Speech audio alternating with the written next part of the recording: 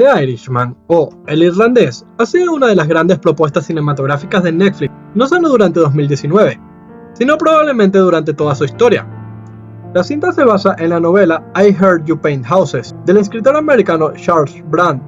y que nos transporta de vuelta a esas épocas de gángsters y mafiosos cuyas historias solían ser muy populares durante los 90 y principios de los 2000, pero que ahora se han ido perdiendo a costa de un cine un poco más comercial.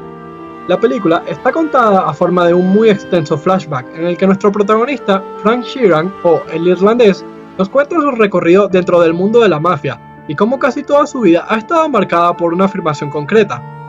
he oído que pintas casas. Frank, que comienza siendo un camionero y matón de poca monta, irá escalando posiciones en el mundo de la mafia a base de favores y trabajos de cada vez mayor riesgo. Por supuesto, mientras más sube, más importantes son las personalidades con las que se va relacionando, y más grandes los trabajos que tiene que llevar a cabo, así hasta que sus andadas lo llevan a relacionarse con los otros dos protagonistas de la cinta, y quienes supónense en dos puntos de inflexión en la historia de Frank. El primero de ellos es Russell Bufalino, un capo de la mafia italiana quien controla un montón de dinero, un montón de negocios y hace de conexión para prácticamente todas las personalidades importantes dentro de la mafia. El mismo Frank lo define a la perfección cuando en un momento de la película dice: todos los caminos llevan a Russell. Bufalino no solo lo toma a Frank como un gángster más a quien puede pedir que vaya a cobrar sus deudas o se deshaga de tal sujeto que se ha vuelto un inconveniente, sino que lo toma bajo su ala protectora y establece con él una especie de relación de maestro y aprendiz, con la que Frank consigue asentarse entre las personalidades más importantes y ganarse el respeto y la protección de las que pueden gozar solo aquellos que son allegados a los grandes jefes. El tercer personaje importante de esta historia es Jimmy Hoffa, interpretado por Al Pacino, y quien viene siendo un importante unionista que, tal como nos relata la película, consiguió unos niveles de fama bastante considerables durante la época de los 60, y que más tarde fue asesinado por sus presuntas conexiones con la mafia. Su libro, Caso Cerrado, también sirve de inspiración para muchos momentos de la película.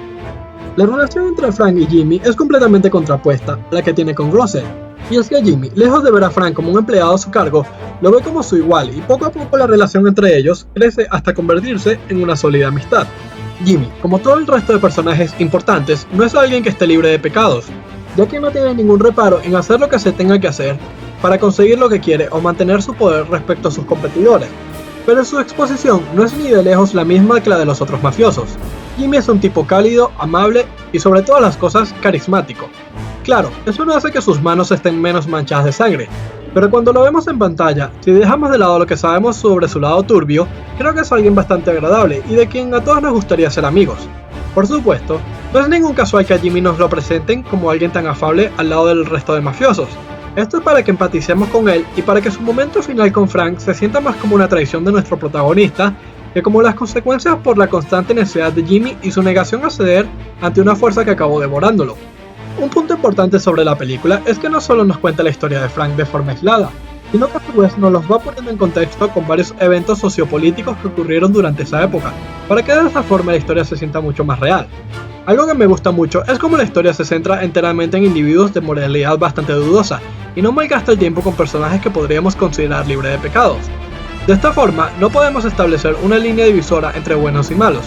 Lo único que tenemos son personas que han realizado ciertas acciones y los antagonistas de la cinta vendrían siendo sus propios demonios, en forma de represalias por el estilo de vida que han decidido llevar o las mismas acciones que han llevado a cabo. Elementos como que la cinta gire en torno a los conflictos de alguien que directamente podríamos tener como un antagonista, o como que la película cuente con una amplia cantidad de momentos de violencia, por un momento me hace recordar a cintas como la del Joker, de la que pronto haremos una reseña bastante fresca. Y, si no quieres perdértela, más vale que estés suscrito. La producción de la película me parece una brutalidad increíble. El guión, los planos, la fotografía, el sonido, todo se junta de una forma brillante bajo la intensa dirección de una leyenda del cine como es Martin Scorsese, y de quien posiblemente estemos viendo su última película importante. Y es que El Irlandés, por la forma en cómo se trabaja, no solo se siente como el viaje y la despedida de Frank Sheeran, sino de todos los grandes nombres que están involucrados con semejante producción. Scorsese, Robert De Niro, Al Pacino, Joe Pesci. No estoy diciendo que ninguno de ellos vaya a retirarse, pero dudo que volvamos a verlos en algún rol tan importante e intenso como los que se han llevado a cabo aquí. La verdad es que me pareció bastante sorprendente cómo una película que dura más de 3 horas esté tan bien balanceada, y ninguno de esos 3 actos se siente más flojo que los otros. Todos aportan a la trama, y en cada uno hay elementos que mantienen tu interés en la historia.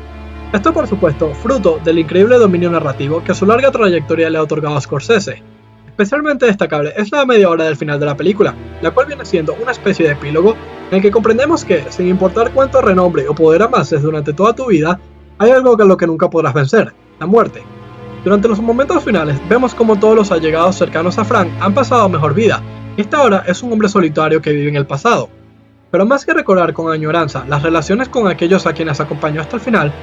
lo que hace es ahogarse entre los remordimientos de cómo sus acciones lo llevaron a perder relaciones con Jimmy, quien era lo más cercano que Frank tenía a un amigo, o con su propia hija, quien ahora lo odia y no quiere saber nada de él.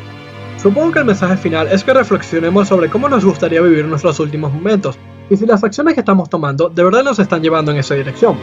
En resumen, El Irlandés no es solo una de las mejores películas de mafiosos, sino que en mi opinión es una de las mejores películas en toda la historia del cine. Es arte puro en términos de storytelling, dirección, producción y demás elementos. Además, nos da un grupo de protagonistas bastante entrañables y con los que somos capaces de empatizar, pero a la vez emitir juicios de valor sobre las acciones que llevan a cabo. Creo que está de más decir que su visionado es obligatorio para alguien que busque disfrutar de una buena historia. Así no seas muy fan de las historias de mafiosos, seguro que habrá algo que te parezca interesante o con lo que puedas entretenerte. Eso sí, aunque yo la disfruté muchísimo, la verdad es que para algunas personas puede volverse algo pesada por su larga duración, por lo que se recomienda verla en formato de miniserie para hacerlo todo mucho más fácil de digerir. Y bueno gente, esta ha sido mi opinión sobre El Irlandés, pero me gustaría que me dejaran en los comentarios tanto sus opiniones de la cinta como si creen que este será el último trabajo importante de todos los grandes nombres que formaron parte de la producción.